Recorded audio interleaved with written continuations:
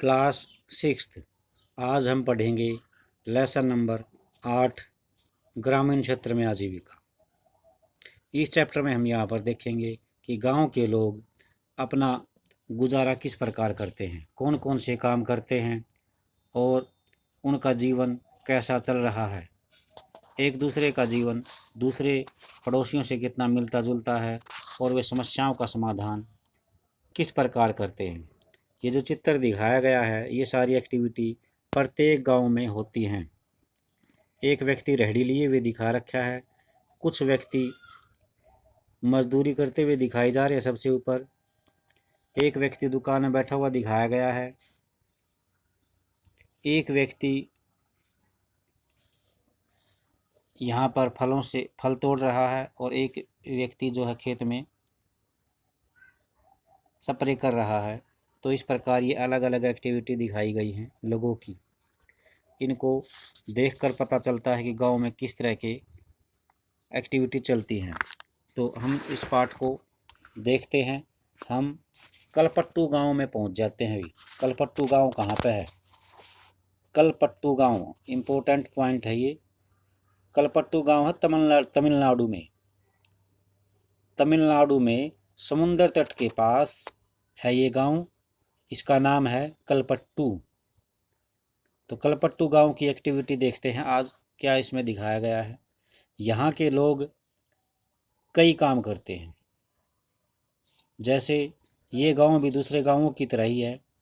दूसरे गांव की तरह यहाँ भी लोग खेती करते हैं और दूसरे काम भी करते हैं, जैसे टोकरी बनाना, बर्तन बनाना, घड़े बनाना, ईंट बनाना, बैलगाड़ी आदि बनाना। तो ये काम है।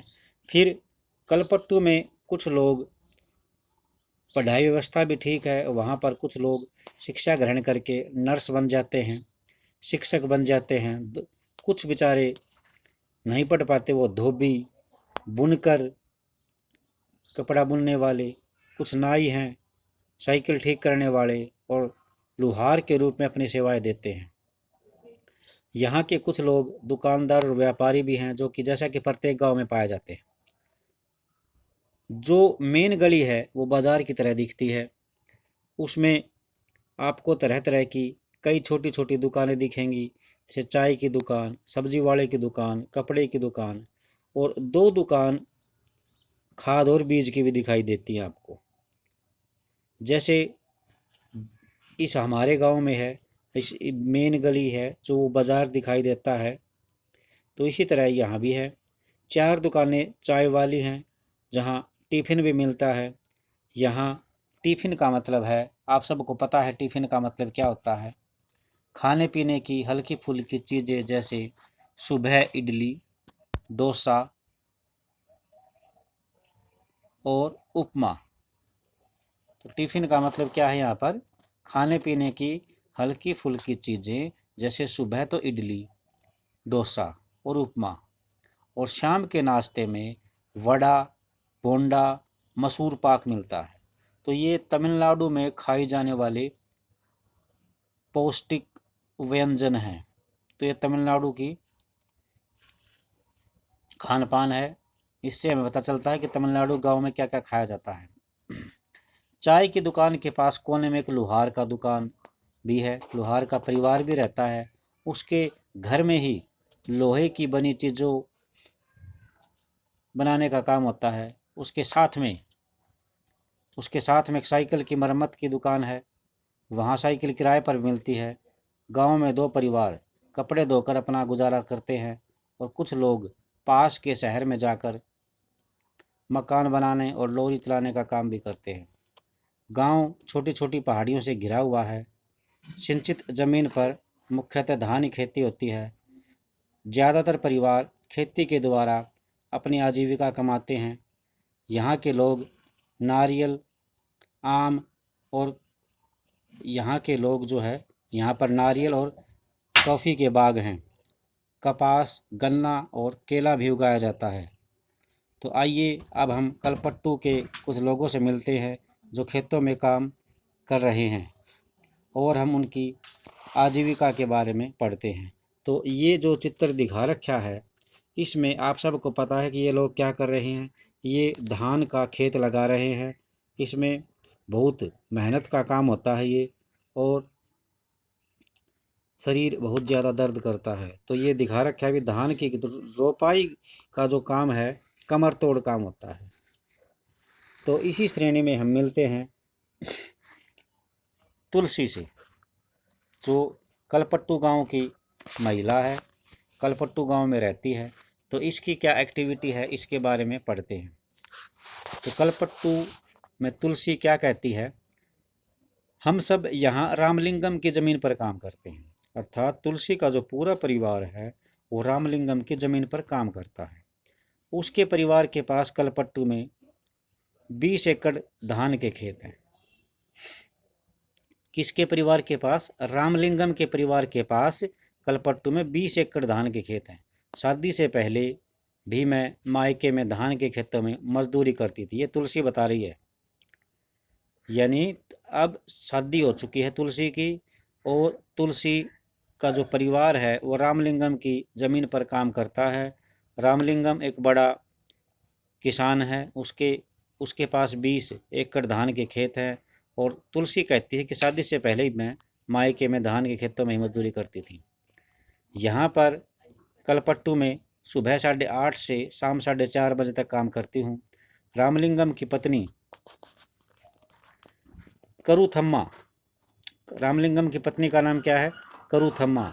ये लोगों पर नज़र रखती है कि कोई काम कैसा कर रहा है, ठीक कर रहा है नहीं कर रहा।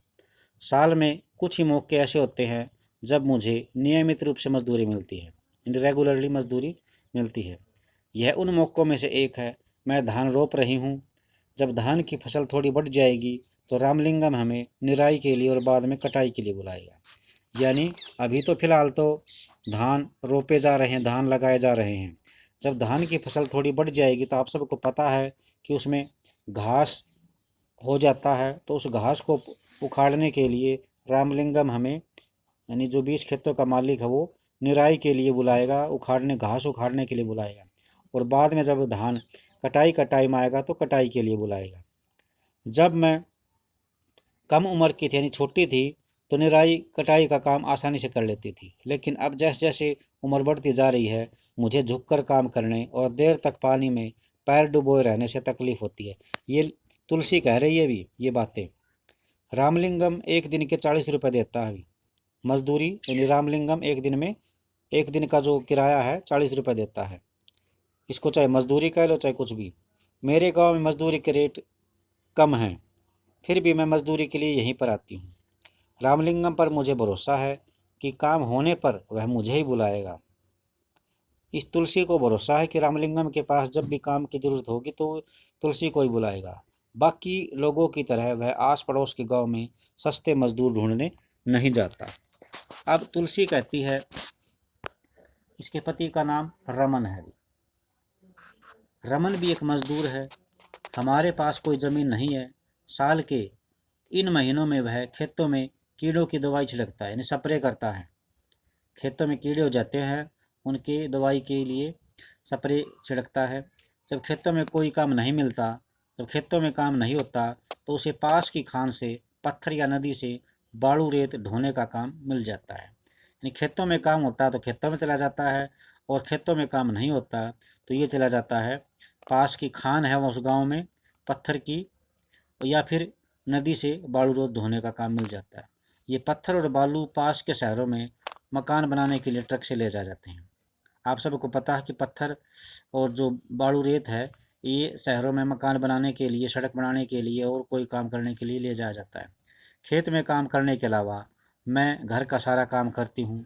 मैं घर पर सबके लिए खाना बनाती हूँ, कपड़े धोती हूँ और साफ़ सफाई करती हूँ। दूसरी औरतों के साथ जाकर जंगल से लकड़ी भी लाती हूँ। जहाँ से करीब 1 किलोमीटर दूर बोरवेल है, वहाँ से पानी लेकर आती हूँ। मेरा पति घर का सामान जैसे साग सब्जी खरीदने मेरी मदद करता है। तो ये तुलसी बता रही है। तो ये हमने तुलसी के बारे में सब कुछ पढ़ा। अब थोड़ा सा और आगे देख लेते हैं। अभी हमारी 2 बेटियां हमारे जीवन की खुशी हैं। दोनों ही स्कूल जाती हैं। पिछले साल एक बेटी बीमार पड़ गई थी तो उसे शहर के अस्पताल में ले जाना पड़ा। उसके इलाज के लिए रामलिंगम से उधार पैसे लिए थे और उस उधार को चुकाने के लिए हमें अपनी गाय बेचनी पड़ी। यानी इसकी 2 बेटियां हैं, दोनों बेटी स्कूल में जाती हैं। पिछले साल एक बेटी बीमार पड़ गई थी तो उसका इलाज कराने के लिए शहर जाना पड़ा। तो शहर जाने के लिए पैसे रामलिंगम ने दिए थे और उस पैसे को चुकाने के लिए इन्होंने अपनी गाय बेचनी पड़ी। अब आपने तुलसी की कहानी में पढ़ा कि ग्रामीण इलाकों में गरीब परिवारों का बहुत सारा जो टाइम है वो पानी और खाना पकाने के लिए लकड़ी लाने में और जानवर चराने में बीत जाता है। 3 मोटे काम हैं, तो पानी लाना जो कि दूर से लाया जाता है, और लकड़ी लाना दूर से लाया जाता है ये भी, और जानवर चराने में।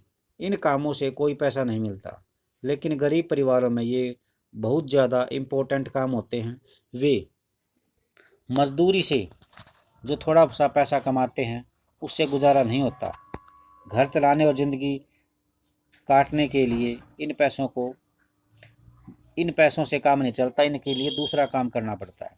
हमारे देश के ग्रामीण परिवारों में से करीब 40% लोग खेती हर मजदूर हैं। कुछ के पास ज़मीन के छोटे छोटे टुकड़े हैं, बाकी तुलसी की तरह भूमिहीन है। तुलसी के पास कोई ज़मीन नहीं है।